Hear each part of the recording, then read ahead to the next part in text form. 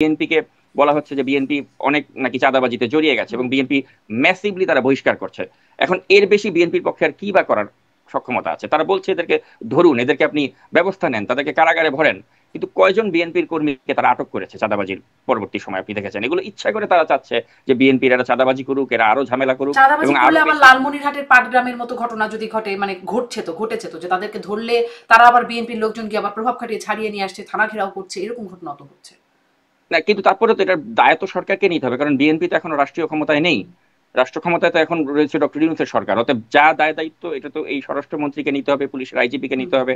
আমি তো মনে করি না যে পুলিশের আইজিপি সে বিএনপির পন্থী কোনো মানুষ, এবং তার আইডেন্টিটি নিয়েও তো আমরা জানি যে তিনি কোন দলকে বা কোন রাজনৈতিক দলকে তিনি ফেভার করছেন। কোন তো রাজনৈতিক সেক্ষেত্রে দলকে ফেভার পুলিশের করছেন?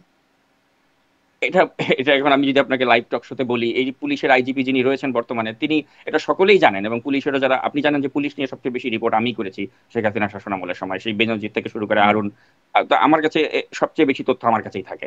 তো আমি জানি যে পুলিশের আইজিপিটাকে কোন কারণে বসানো হয়েছে, কারণ ইতিপূর্বে যিনি আইজিপি ছিলেন বলা হচ্ছিল যে তিনি হয়তো বিএনপি পন্থী, এ কারণে তাকে সরিয়ে দিয়ে জামাতপন্থী একজনকে বসানো হয়েছে। হুম। হুম। আবার জামাতপন্থী যাকে বসানো হয়েছে তার 14 গোষ্ঠী, অর্থাৎ তার স্ত্রী এবং তার পুরো পরিবারটা হচ্ছে আওয়ামী লীগের সাথে জড়িত, এবং এ কারণেই তাকে বসানো হয়েছে এখানে, যে তিনি আওয়ামী লীগের যারা স্থানীয় লোকজন রয়েছেন গোপালগঞ্জে তাদেরকে তিনি সুযোগ সুবিধা দিচ্ছেন।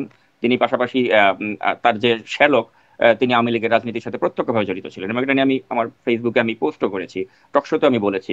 কিন্তু কথা হচ্ছে এগুলো বলে আমার লাভ নেই, কারণ আলটিমেটলি একজন জামায়াতপন্থী লোককে আমাদের আইজিপি করা হয়েছে। হুম। তো এখন এই জামায়াতপন্থী লোক তিনি তো চাবেনই যে বেশি বেশি করে বিএনপির লোকরা বিশৃঙ্খলা তৈরি করুক, এতে ওই তার তিনি যেই রাজনৈতিক দলটাকে পছন্দ করেন তাদেরকে একটা সুবিধা দেওয়া হচ্ছে। এবং আমি যে বললাম, আমি অন রেকর্ডই আপনাকে এই কথাটা বললাম, এবং পারলে কেউ আমার এই কথাকে মিথ্যা প্রমাণ করুক যে পুলিশের আইজিপি এখন মিস্টার কোন বাহার রকম পন্থা ছাড়া তিনি। মানুষ কি করে খুঁজে বের করবেন? মানে সেই যে বেগম জিয়ার কথা, পাগুলা শিশু ছাড়া কেউ নিরপেক্ষ নয়, মানে এরকম পন্থা ছাড়া মানুষ কোথায় পাওয়া যাবে? না, এখন তো প্রত্যেকেরই একটা রাজনৈতিক, মানে প্রত্যেকের একটা নিজস্ব রাজনৈতিক মতাদর্শ থাকতেই পারে, কিন্তু কথা হচ্ছে আপনি যখন একটা সরকারি একটা জায়গায় আপনি বসবেন, আপনাকে তো ওই শপথ নিতে হবে যে আপনি অনুরাগ বিরাগের বশবর্তী হয়ে কিছু করবেন না। তো তখন তো আপনাকে ওইভাবেই নিজেকে পরিচালিত করতে হবে যে আপনার যতই আপনি বায়াস হন একটা রাজনৈতিক দলের প্রতি, কিন্তু যখন আপনি হুম। শপথ দিচ্ছেন, আপনি তারপরে যদি শপথ নেওয়ার পরে যদি আপনি কোন একটা রাজনৈতিক দলকে সুযোগ সুবিধা দেন, তাহলে আপনি শপথ ভঙ্গ করছেন। এটা শপথ ভঙ্গ করার অপরাধ। যেমন ডক্টর মোহাম্মদ ইউনূস, তিনি শপথ নিয়েছিলেন যে আমি অনুরাগ বিরাগের বশবর্তী হয়ে কিছু করব না, কিন্তু তিনি তো অত্যন্ত মাত্রায় তিনি অনুরাগী এই এনসিপি বা এই কিংস পার্টির প্রতি, আবার অত্যন্ত বিরাগ তার বিএনপির প্রতি, কারণ বিএনপি কেন নির্বাচন চাচ্ছে।